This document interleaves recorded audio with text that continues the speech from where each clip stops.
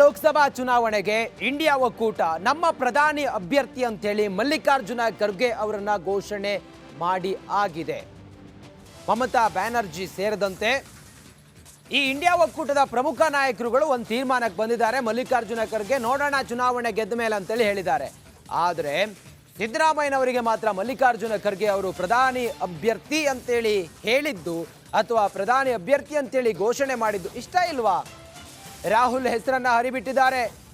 ಸಿದ್ದರಾಮಯ್ಯನವರು ಪ್ರಧಾನಿ ಅಭ್ಯರ್ಥಿ ರಾಹುಲ್ ಅನ್ನೋದು ಕಾಂಗ್ರೆಸ್ ಸಂಸ್ಥಾಪನಾ ದಿನಾಚರಣೆಯ ವೇಳೆ ಹೇಳಿದ್ದಾರೆ. ಇಂಡಿಯಾ ಒಕ್ಕೂಟದ ಕೆಲ ನಾಯಕರಿಂದ ಖರ್ಗೆ ಪರವಾಗಿ ಒಲವಿದೆ ಪ್ರಧಾನಿ ಅಭ್ಯರ್ಥಿ ಅಂತೇಳಿ. ಆದರೆ ಕರ್ನಾಟಕದಲ್ಲೇ ಪ್ರಧಾನಿ ಅಭ್ಯರ್ಥಿಯಾಗಲು ಮಲ್ಲಿಕಾರ್ಜುನ ಖರ್ಗೆ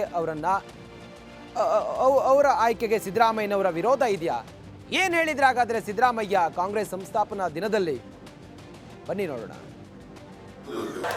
ನ್ಯಾಯ ಯಾತ್ರೆ, ಯಾಕಂದ್ರೆ ಇನ್ನು ನಮ್ಮ ದೇಶದಲ್ಲಿ ಎಲ್ರಿಗೂ ನ್ಯಾಯ ಸಿಕ್ಕಿಲ್ಲ. ಎಲ್ರಿಗೂ ನ್ಯಾಯ ಸಿಗ್ಬೇಕು.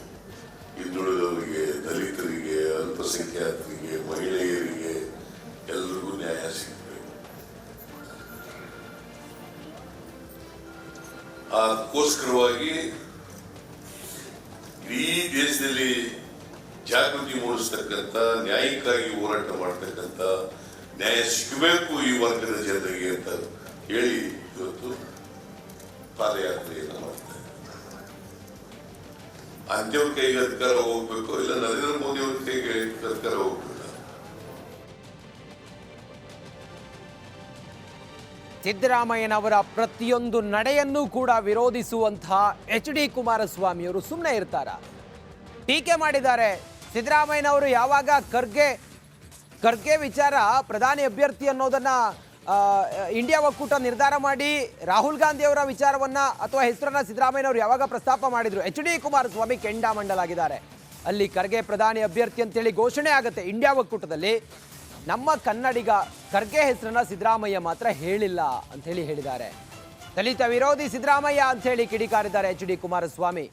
ಇಂಡಿಯಾ ಒಕ್ಕೂಟ ಒಂದು ತೀರ್ಮಾನಕ್ಕೆ ಬಂದು ಮುಂದೆ ನೋಡೋಣ ಅಂತೇಳಿ ಖರ್ಗೆ ಅವರು ಹೇಳಿದ್ರು ಕೂಡ ಖರ್ಗೆ ಅವರ ಹೆಸರು ಮುನ್ನೆಲೆಯಲ್ಲಿ ಇದೆ ಪ್ರಧಾನಿ ಅಭ್ಯರ್ಥಿ ಅಂತೇಳಿ. ಆದರೆ ಸಿದ್ದರಾಮಯ್ಯನವರಿಗೆ ಅದು ಇಷ್ಟ ಇಲ್ಲ. ಯಾಕೆ ಅನ್ನೋದು ಕುಮಾರಸ್ವಾಮಿ ಅವರ ಪ್ರಶ್ನೆ.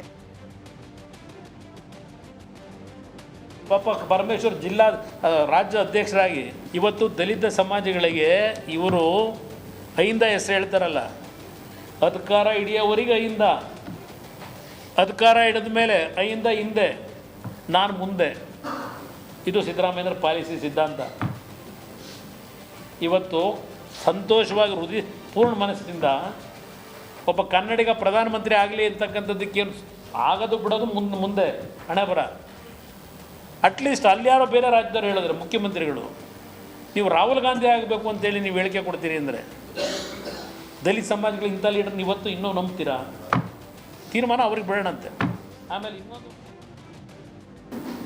ಅಲ್ಲಿ ಯಾವುದೋ West Bengal chief minister Kharge ಅವರು ಪ್ರೈಮ್ ಮಿನಿಸ್ಟರ್ ಕ್ಯಾಂಡಿಡೇಟ್ ಅಂತ ಘೋಷಣೆ ಮಾಡ್ತಾರೆ. 16 ಅವೆಂಥವು INDA ಪಕ್ಷಗಳು ಖರ್ಗೆ ಅವರೇ ಮುಂದಿನ ಪ್ರೈಮ್ ಮಿನಿಸ್ಟರ್ ಕ್ಯಾಂಡಿಡೇಟ್ ಅಂತ ಘೋಷಣೆ ಮಾಡ್ತಾರೆ.